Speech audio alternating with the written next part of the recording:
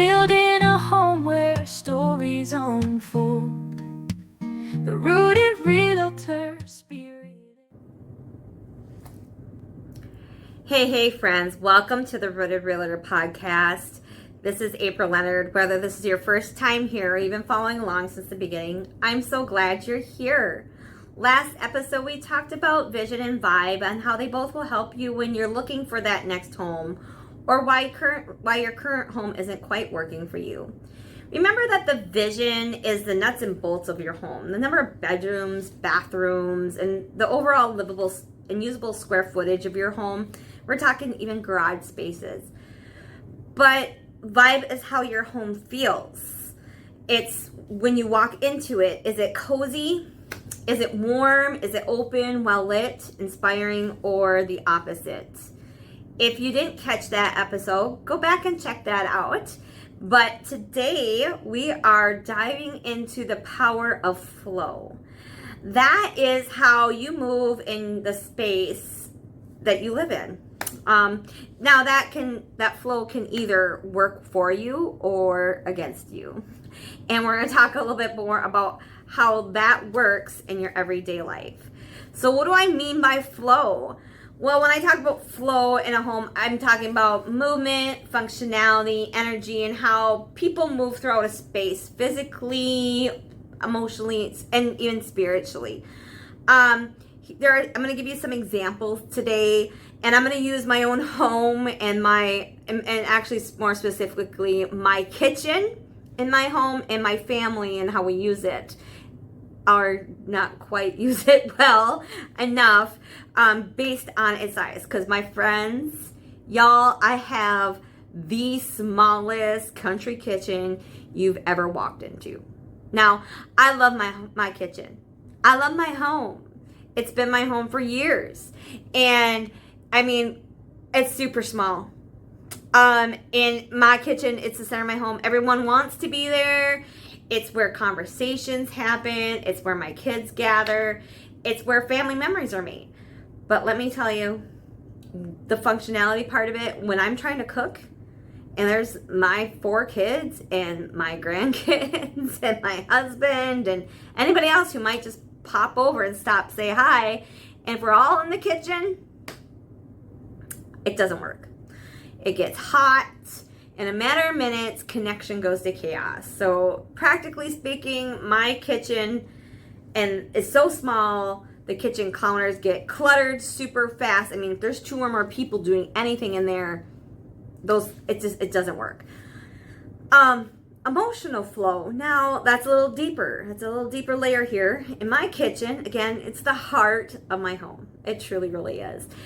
Everyone wants to be in there. It's where those conversations are sparked. It's where my family gathers. It's where the laughter happens. But again, when I'm cooking, that laughter, that love, that goes from chaos, connection to chaos, to mama's cranky being, she's telling you to get out of her kitchen really quickly because I don't want to burn people, right? You have a hot boiling pot of water. You're trying to drain some potatoes. You got to get between your stove and a sink. And again, functionally, I have an older kitchen, so I have to travel across my kitchen to drain my stuff. So again, it's not always emotionally working all the time. When I'm not cooking, it's great. But if I'm cooking, that emotional flow isn't there. Now, spiritual flow, there's a whole other side of things. Spiritual flow in my little kitchen, even when it feels hot or overly too crowded, I stop and I pause and I look around and I smile because the people I love and who love me back are right there. I'm cooking for the people I love. I am listening to stories and enjoying the laughter. And I can remind myself that this space is sacred and holy. And even when the dishes are piled high and the temperature is rising just as quickly, gratitude sneaks into that mess. And it's a difference maker when you choose to see your space as part of your spiritual life. Even in that cramped kitchen, it can carry peace for me. So remember, flow isn't always about looks. It's how your home supports the way you live. So also, let's talk about this flow in real estate. My buyers, think about this. Do you notice when you go to a showing, where do you naturally walk? Does it feel intuitive to walk where you want to, or do you feel forced to be into another space? And I'm talking about when you walk into a space, is there so much clutter you're forced to go a certain direction? Are you, split level entries, you're kind of just forced to go up or down, right? You're just, that space is forced. If you're going into a wide open space, if there's so much stuff in that entry that's kind of forcing you to go a certain direction. But when you clear that space, what does that feel like? Now, when I go show a home, I know that and I'm just being a little stereotypical here, my male buyers tend to gravitate towards the garage and the kitchen. I mean, those are like their two favorite places to check out. And my ladies, they will go check out the main bedroom, bathroom, and kitchen. So again, are those spaces open to them? Are they a natural place that they can gravitate to? Or do they feel forced to go around to get there? Because if they feel forced because of the clutter when they're going into a home for showings, that might not help them choose that specific home. So sellers, when you're staging, it's all about creating that flow. Clearing those walkways and balancing furniture. Now think about that. Sometimes we have wonderful antiques that we've collected and things we have, but our rooms can get really full and stuffy.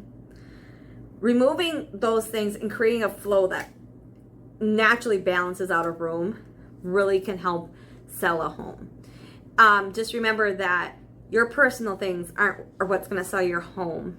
It's quite honestly the opposite. Let the natural light lead the way through the house.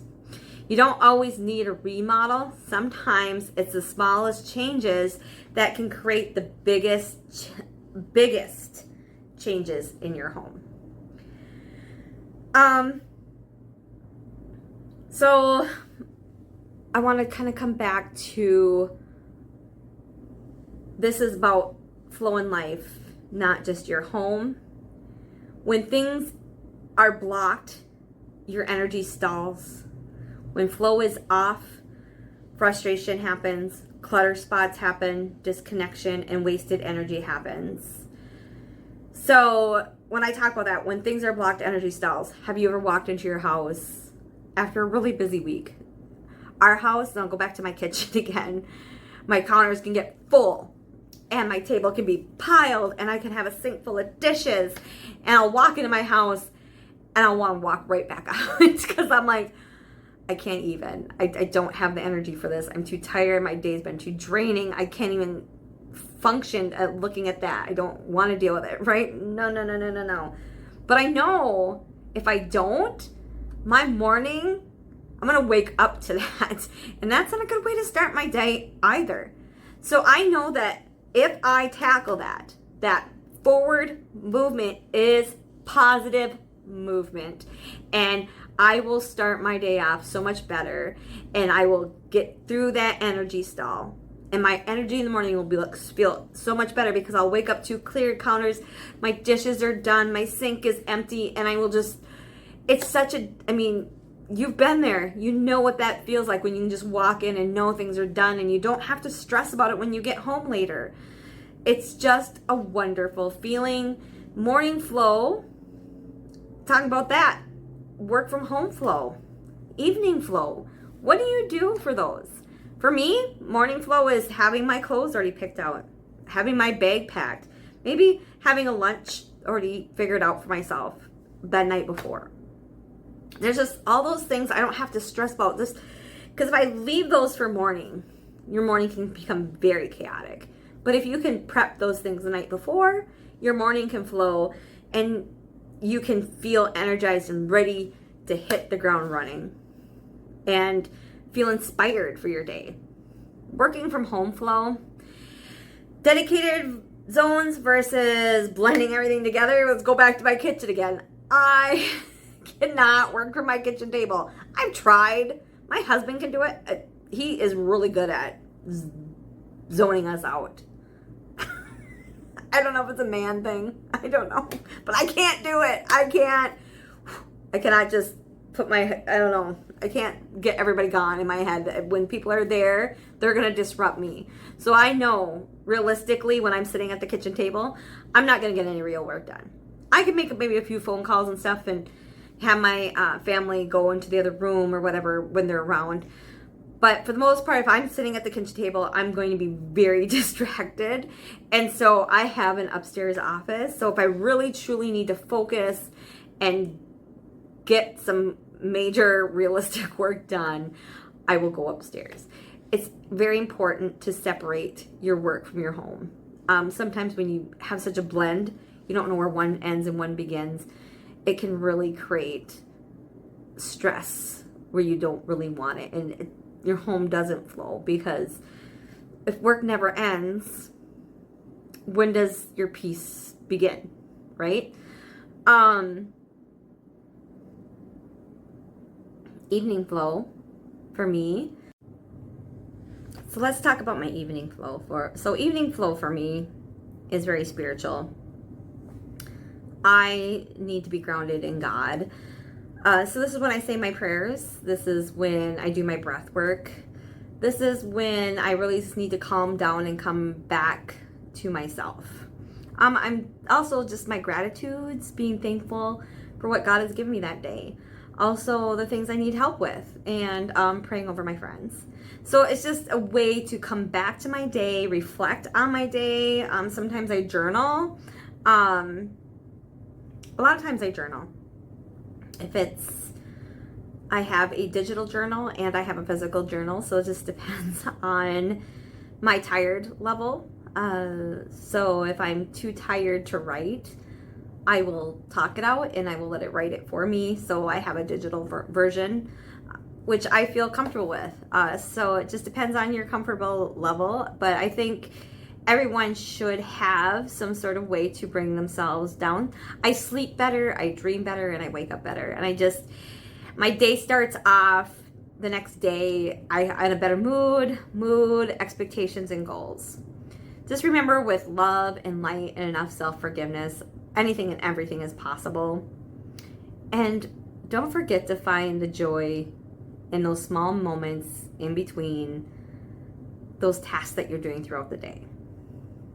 If it's seeing a kitten climb a tree, you see a bunny or a butterfly, or you see a cloud in the shape of something that makes you smile. It doesn't have to be something big. Just take the moments to find joy, because no one can take that from you. So don't forget that, okay? It's really important. Just, even if it's just 2 minutes, to just breathe and look around and find something to just help yourself find joy in those small moments throughout the day. Okay? So let's bring this back together. Flow is all about alignment. When your space works for you, your life starts to flow more easily too. So where do you feel like you need more flow in your home? Is it a simple change of furniture? Is it just a simple change of decor? Is it opening some windows and getting some light in and letting that natural light just let that flow happen? So I have some little challenges for you. I would love to see you try. Walk through your space this week with some new, fresh eyes. Notice where you feel blocked. Are there bottlenecks? Are there shoes, mail, backpacks, laundry? Do you have certain systems that help you?